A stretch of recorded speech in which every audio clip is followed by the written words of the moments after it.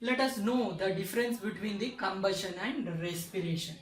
This in combustion the heat should be provided, lot of heat should be provided from outside to glucose.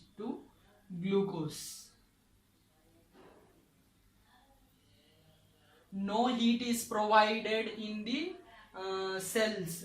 Because of respiration process we are oxidizing glucose. For oxidizing glucose we are not providing any heat, no heat is required. But if the same heat if we are supplying to the cells, the cells will burn, cells will burn, cells will burn. Once you are burning glucose, burning glucose,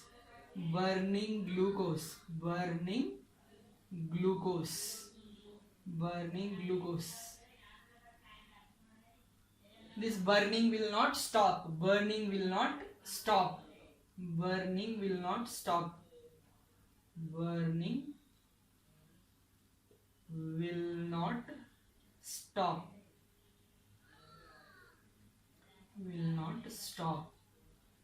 But the glucose in respiration, the glucose in the mitochondria, that is in the cell, what it is happening is undergoing a series of small changes, undergoes series of, means here the glucose can be controlled reactions will be taking in respiration, controlled reactions will be taking place, controlled reactions will be taking place, controlled reactions will be taking place. And if we supply water to combustion, the combustion process will stop, but if you are supplying, the glucose is present in the cells, and these cells are containing more water. Even though there is more water in these cells, the reaction is not stopping. Reaction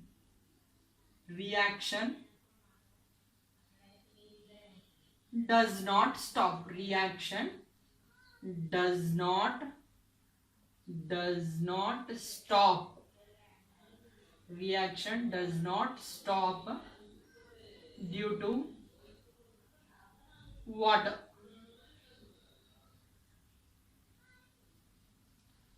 These are some of the differences between the combustion and respiration process. Combustion and respiration. Now let us know about the heat production in our body. Heat production in our body.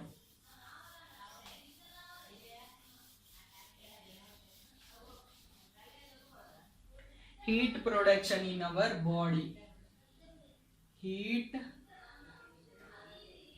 production in organisms. Heat production in organisms. In winter season, when we are wearing the sweater, we will be feeling warm. Why we are feeling warm? From our body, the heat is lost into the surroundings.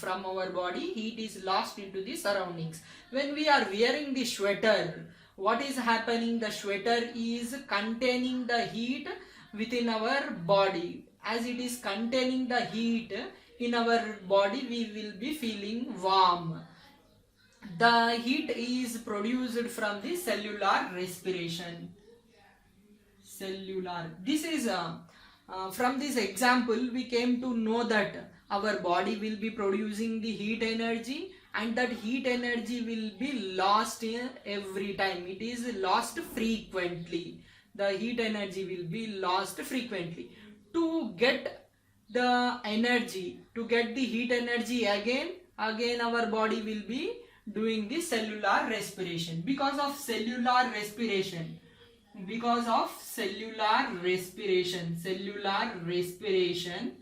because of cellular respiration, our body will be releasing heat. It will be converting the glucose. It will be converting the glucose in the presence of oxygen. It will be converted to carbon dioxide, water, and it is releasing the energy. It is releasing the energy. It is releasing the energy. The carbohydrates are broken in the presence of the oxygen to carbon dioxide, water, and energy. This energy will be stored in the form of ATP. Some of the energy will be stored in the form of ATP, that is adenosine triphosphate, adenosine triphosphate. Some of the energy and remaining, and some of the energy, some more energy which is present here, it will be used for body activities,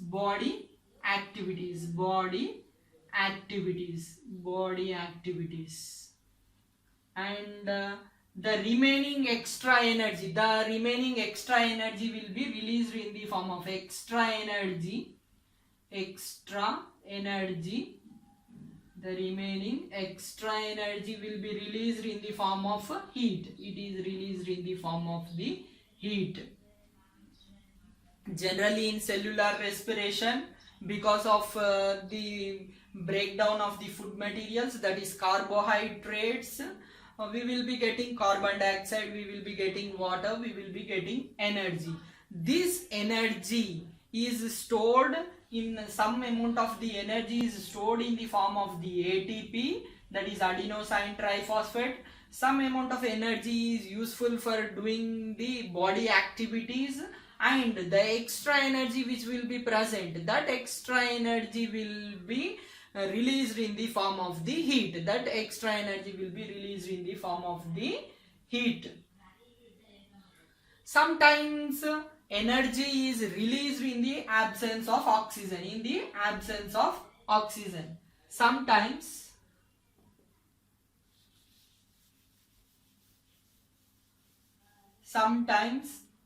we will not be having oxygen. There will not be presence of oxygen. Oxygen will not be available. At that time, the glucose will be when there is no oxygen, this glucose will be converted to lactic acid and energy.